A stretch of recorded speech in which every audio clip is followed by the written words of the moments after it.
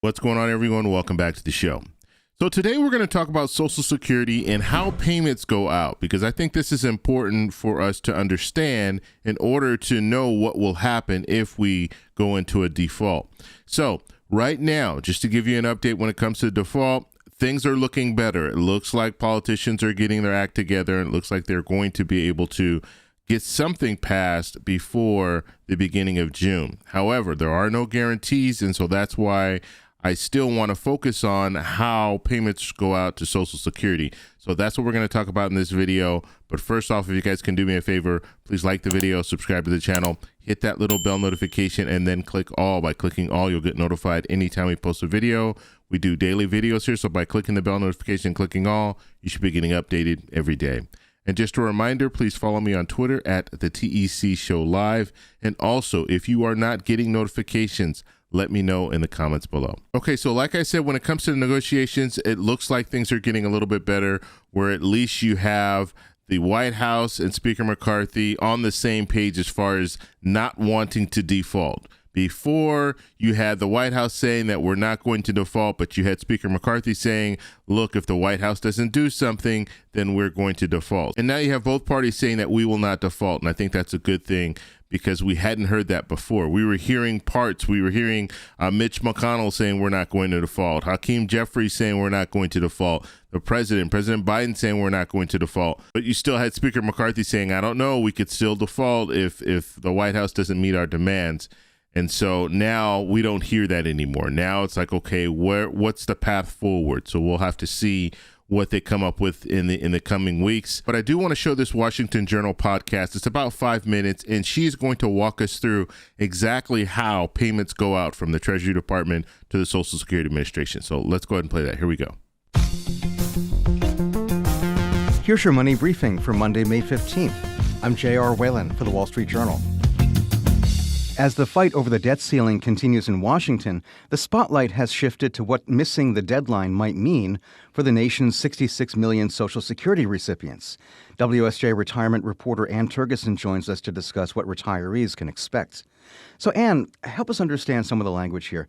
What is the debt ceiling, and why do we hear about efforts to raise it from time to time? The debt ceiling is it's currently $31.4 trillion, and it's the legal limit on how much the government can borrow to pay its bills. It's something that Congress sets, and then periodically, when they need to borrow more, they have to renegotiate the debt ceiling and either suspend it or raise it. All right, so let's talk about how Social Security payments potentially work into this. Where does the money come from that winds up in people's Social Security checks? The way that Social Security is paid for ostensibly is that they collect a payroll tax. And everybody's familiar with income tax. We all pay income tax, but we also pay payroll tax. And it's a 12.4% tax. Usually the employee pays half and the employer pays half. And it's up to $160,000 or so in change in compensation. So that 12.4% is levied on up to $160,000 in compensation. If you make more, you only pay the tax on that up to $160,000. And so that money, it's the payroll tax, is set aside for Social Security. So currently, that money basically pays for almost all the benefits that go out. So, in theory, you would think that would mean that, in the event that the government can't borrow, it doesn't really matter to Social Security because it's almost fully funded by payroll tax. But in reality, the way the government actually pays those benefits is completely different. The payroll tax is the kind of the way they account for Social Security expenditures, but it's not the way they actually pay them. Yeah, so what's the money flow here? If the government can't borrow anymore, albeit temporarily,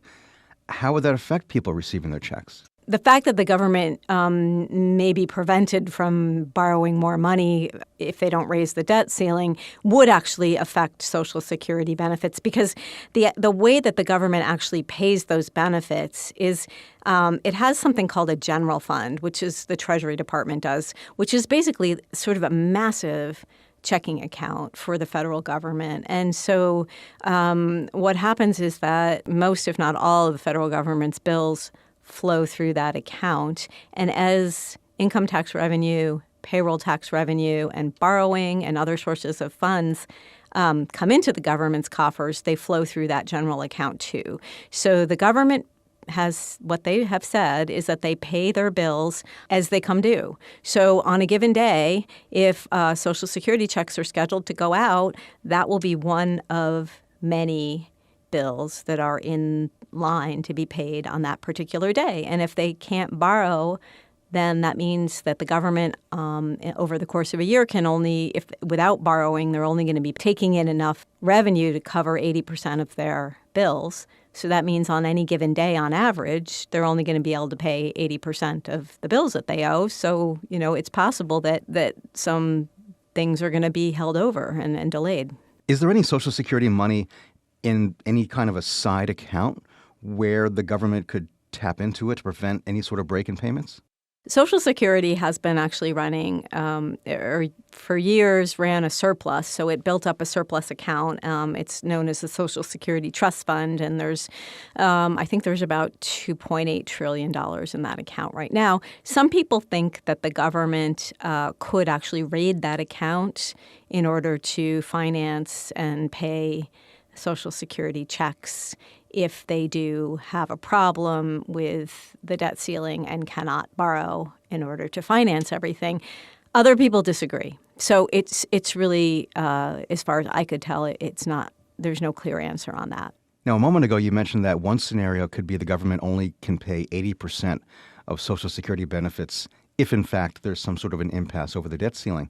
In Washington, no politician wants to have their fingerprints on anyone having a break in their Social Security benefits. Well, so first of all, it's not clear that they would only pay 80% of Social Security benefits. I think in 2011, when we came close to having a problem like this, the discussion was that the government would wait until they had adequate money come in to meet each bill as it came due. So it might not be cutting back on payments by 20%. What it might mean is that, in order to get your full Social Security check, the check will be delayed, and initially the delays would be probably pretty short. But then if this goes on over time, you could experience longer delays.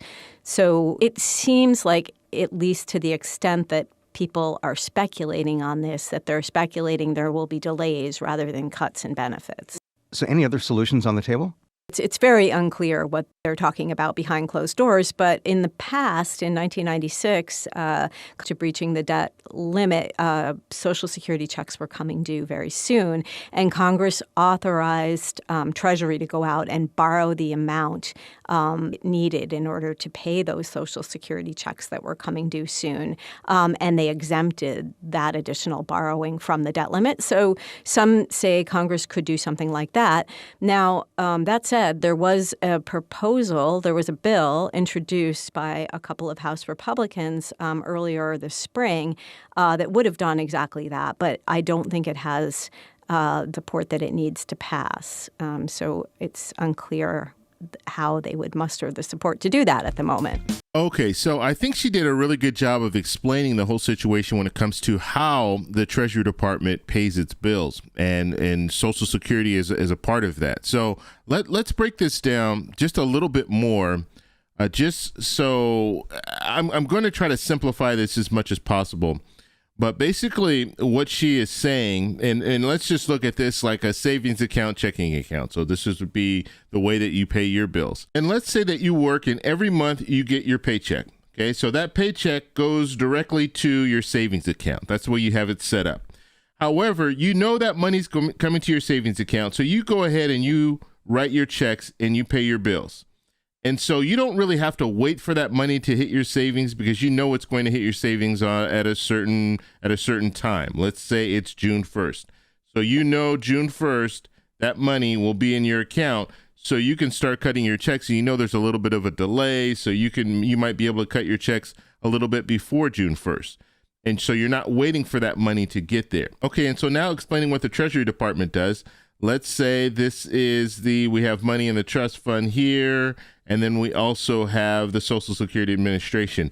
So the payroll tax at 12.4%, that all goes to the savings account, okay?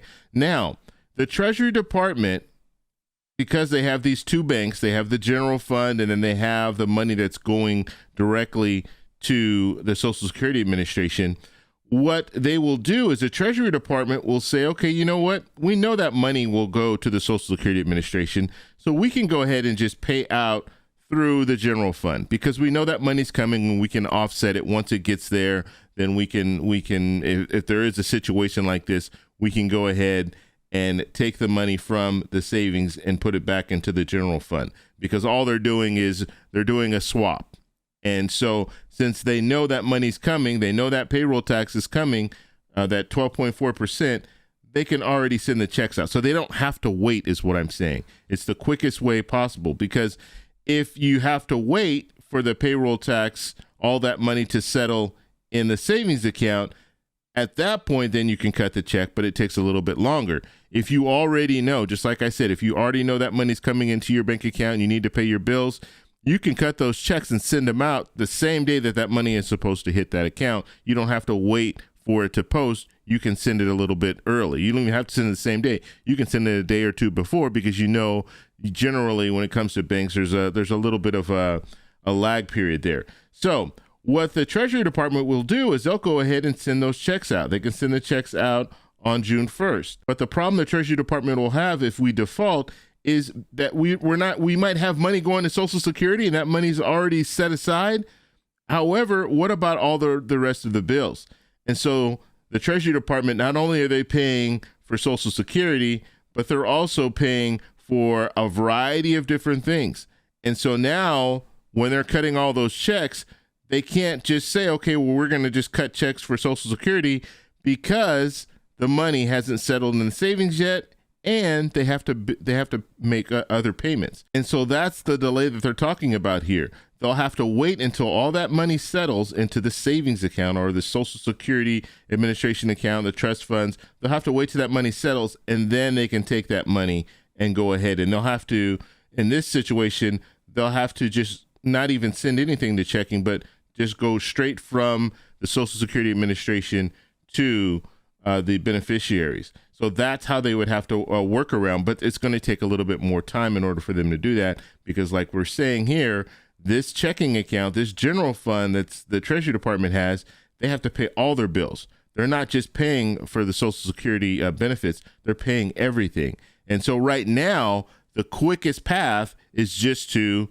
pay it out. So use the general fund and go ahead and pay Social Security and everything else. But if we run into a situation where we go into a default, they can't do that. They're not going to be able to do it the same way. And that's why she was saying they would have to wait. They would have to wait until all the money settles to the Social Security Administration, and then they can cut the checks. And so that's the delay that she's talking about. But the good news is it looks like we will be able to come to a deal when it comes to this whole talk of the debt ceiling. At least the big thing here is the White House was saying, President was saying, look, we're not going to negotiate. We're raising the debt ceiling. This is not up for negotiation. But now you hear the White House saying, okay, look, we'll talk, but we're still going to raise the debt ceiling, but we'll talk about the budget and maybe making some cuts.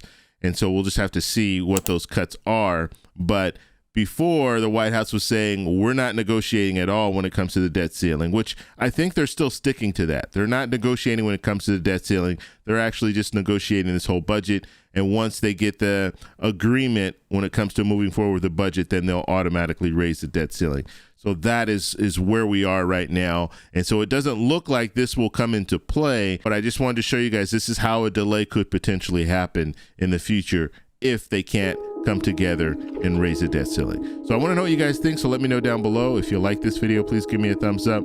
Please subscribe for more, and I'll talk to you in the next one. Bye.